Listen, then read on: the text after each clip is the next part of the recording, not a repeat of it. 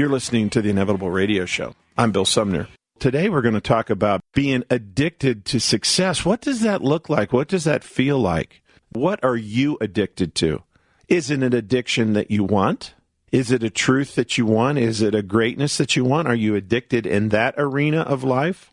So in this space of how do we create a powerful, healthy, positive addiction to success, we're going to talk about a number of tools today. You're listening to Lyric. You said if you work for it, then you deserve it. That's never the way life happens. The way The way life happens is whatever you believe you deserve is the work that you're going to do to create it. What happens is you hold the belief and then you work to be congruent with the belief. We have to change the belief. One of the challenges is that, well, I've got to be a size 12 or 14 first, and then I deserve it. That's a recipe that you'll never get to be a 12 or 14. Right. Yeah. Do you feel that recipe? So every once in a while I've thought, what would it matter if I'm taking a walk right now and I couldn't see myself and I was a size 12 or 14? Would I be in my little happy capsule as much as I am without seeing myself? And really, isn't it all relative? Because if you're really happy and you're doing what you should do, does it really matter what size you are in a sense? Because I feel like there's a metaphysical part of you that's alive and that really does. You can be in a wheelchair and just feel really, really free. I think what bothers me more than anything is that it's a resistance to a healthy relationship with myself. Right, because everything you just said, was that a thought pattern to break free, or was that a thought pattern to stay stuck exactly where you are? No, I think it's a It's a pattern to break free because I'm deciphering I'm kind of untying the knot, the tangle of what it is that keeps me from doing what I need to do. And I think it is, I don't know, it's just a lot of things. Well, let's pick on one of the programs in there. You said, does it matter? Does my size matter for my happiness? Well, I think in the long run, if you're happy in your head and you're out there moving, and what I'm saying is, at that moment, you could be any size. You're out there moving. You're in the vehicle. You're driving. It could be a beat-up Ford. It could be a Chevy. Yeah. I got to stop you again because I want you to think about something. Yeah. You just realized that this thought pattern that you had, if I work for it, then I deserve it, is a self-defeating pattern that you can't win, correct? Right. Think about this and really feel this. Take a moment, step back. I don't even want you to answer me right away. I want you to feel the pattern before you launch into your hypnosis that keeps you stuck. Okay. I want you to think about this. You said, well, why does size matter? And if I just am out walking and I'm happy, then what does it matter? The interesting thing is, if you really believe that, because walking makes you happy, you'd be out walking every day. What size would you be? It wouldn't matter. But yes. I would be losing weight, no doubt. Yes, that's correct. And it's not even that the weight would be the focus, because, again, that's the half emptiness that is attracted when you don't want weight. Your brain creates weight. What you have to do is want health. Okay. And want health and focus on happiness and not focus on why you don't want to go to the gym. You focus on what you do want to do to create the success that you want. So you try the gym and go, I don't like this, or you try a dancing DVD that you play at home and go, oh my God, this is like really excited. But we're still at a place where why don't you deserve, and maybe we'll change it if this feels better for you, why don't you deserve to be happy? That's a good one. I don't know, but I don't know. That's sad, isn't it? Well, no, it's where a lot of people struggle. Yeah. The reason why this is great when people actually call me is because this is where a lot of people struggle. Really sit and think about, why don't I deserve happiness? Because you're correct, this isn't about weight. You made the jump. I would have made the jump for you. But this is perfect. You're at this place. Why don't I get to be happy? Because when you understand you get to be happy, then whatever your normal weight is, it is, and you're happy with it. This is something about a belief that you hold about you. Do you deserve to be happy? So, Lyric, what's the answer to that question? Yeah, in my mind, I think I do deserve to be happy, but because of kind of emotional, abusive things that happened to me in my life and some physical ones, I have felt like, I don't even know quite the right word for it. It's almost as if you feel like you failed somehow, or that, not that you deserved it, but that for some reason, you are going to be the underdog or the down person in some ways because of your past. Like if you had, horrible things happen to you physically, if you had, violence against you, and you feel kind of like, well, I battled that, I survived it. You feel, that you have been a good warrior. At the same time, you feel kind of, you feel a little undermined. You feel kind of like you don't feel like you have an. Hey, Lyric. You have the fortitude, but you don't quite know how to pull it off. You don't know how to succeed. Lyric? Yeah. So if we looked at a plant, there's 2 plants out there in the world.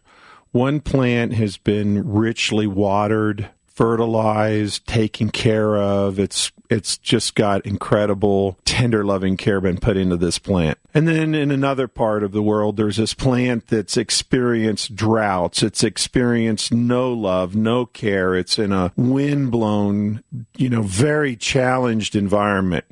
Which one of those 2 plants has a deeper, stronger root system? Probably that dandelion. Mm-hmm.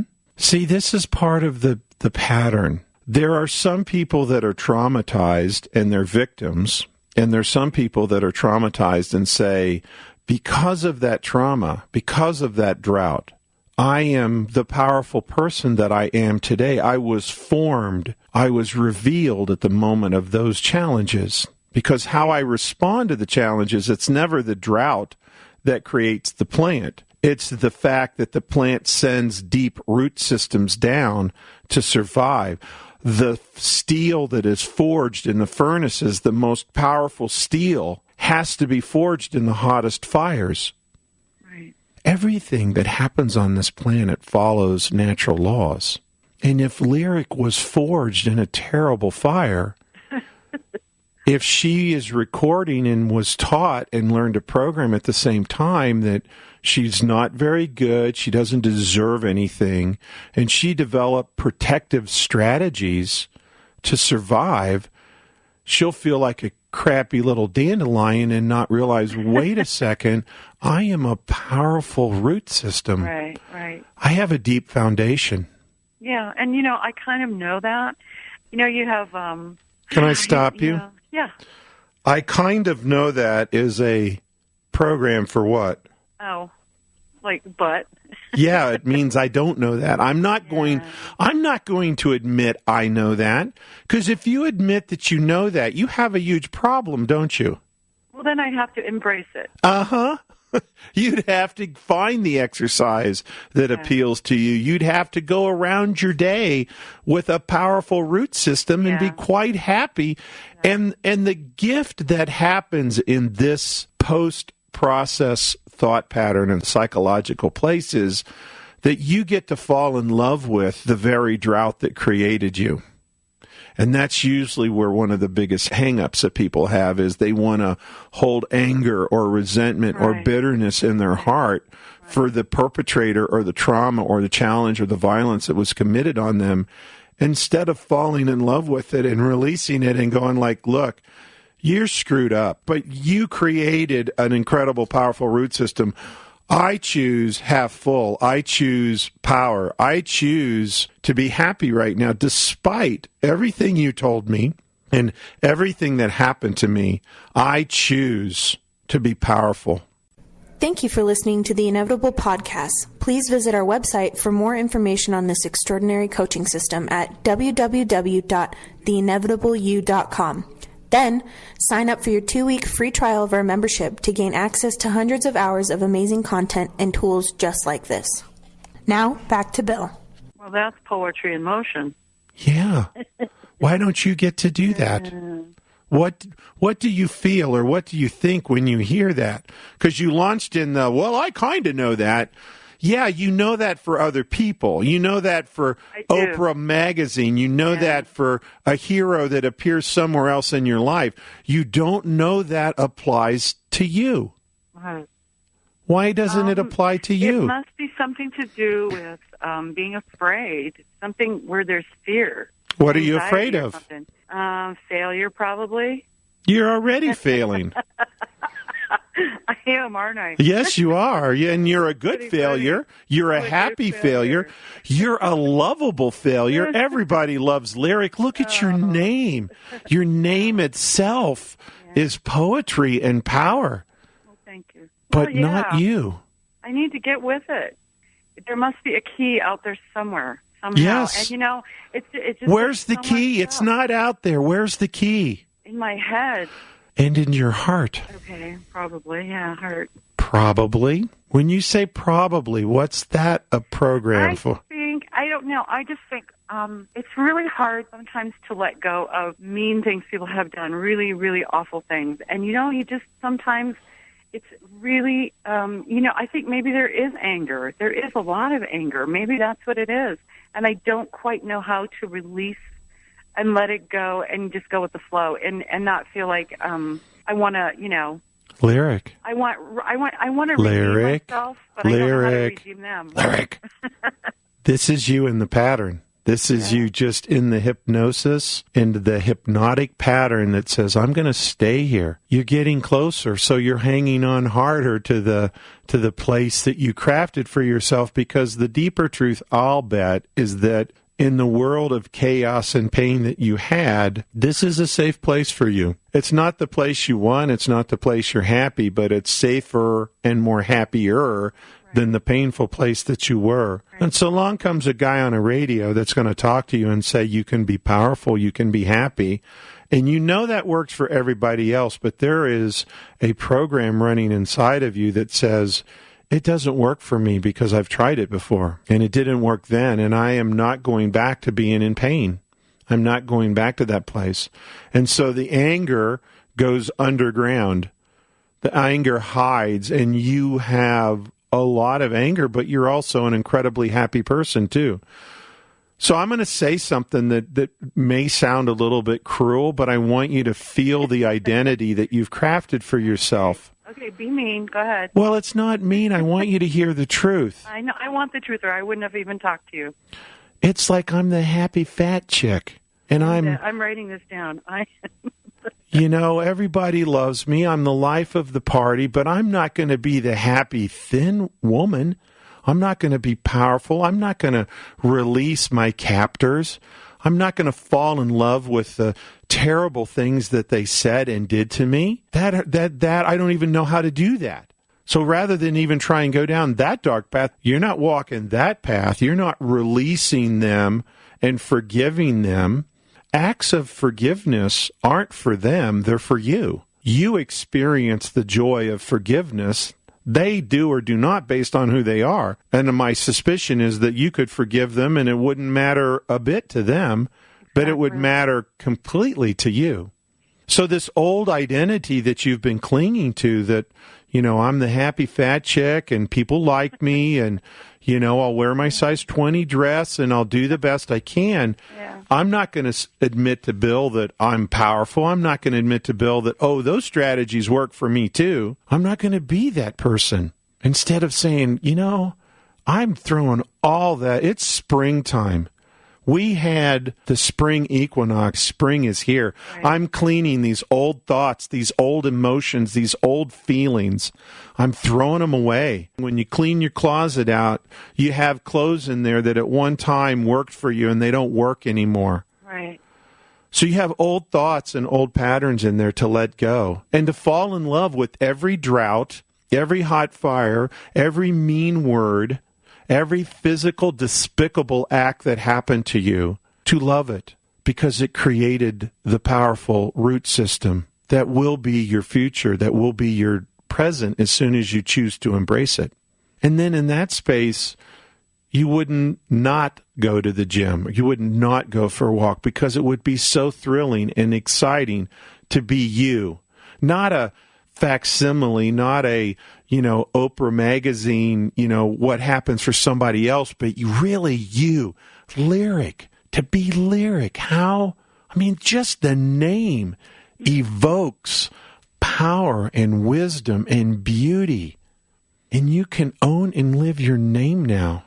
You know what that looks and feels like, but that scares the crap out of you in the old version of you. But it's an illusion, Lyric. It's someone else's program. To find the space for you to hang on to your root system, your power, and acknowledge that I not only can be, but I am a powerful root system. The drought forged me. I survived. And I survived in pretty good fashion if you really go back and think about it. People that suffered similar emotional and physical abuse that you did, man, they're alcoholics, they're bums, they're homeless. They didn't survive. Their root system, they're a dandelion that got swept off. They're dead, actually. Yeah, you survived. Dead. Yeah, I mean, and really and truly, maybe I just don't, I need to think about it that way. That's a really, really, truly beautiful way to think about it. I can do that. I just have to get in the habit of doing that so that it's a normal function for me to put the brakes on the other thoughts and just say, wait a minute, no. And you don't want to be a martyr. It's just that you want to recognize there's a fine line. You want to recognize your strengths. It's not a fine line, and not wanting to be a martyr is all part of the pattern. Want to be a hero. Want to be the greatest version of you. Want to embrace everything that you created when you came here. Embrace it. Love it. Celebrate it. Create a celebration. Go out this weekend, write every terrible thing that happened to you, and I don't care if it's one piece of paper or 20 pieces of paper, write every terrible thing that happened to you, and go out in your backyard or go somewhere safe and love it and burn it, and as the smoke from that paper curls to the heavens, be grateful for the fact that it happened to you, because that's how powerful you are now. You survived that. Lyric, will you call back in? Would you experience this week the way we've talked about and call back in next week and tell me how you're doing? I will. I will do that. I appreciate your kindness. I do. And if you see something burning, you know that the paper took on a bush. Yeah, I'd be happy to let that bush burn. No, it won't happen. It won't happen. No, but that's a great idea. I've heard kind of something like that before, and maybe I'll go do that. Lyric, have a great weekend, right. Okay? Thank you, Bill. You too.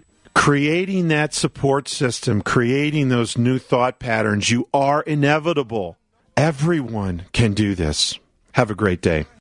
Thank you for listening to the Inevitable Podcast. Please visit our website for more information on this extraordinary coaching system at www.theinevitableyou.com.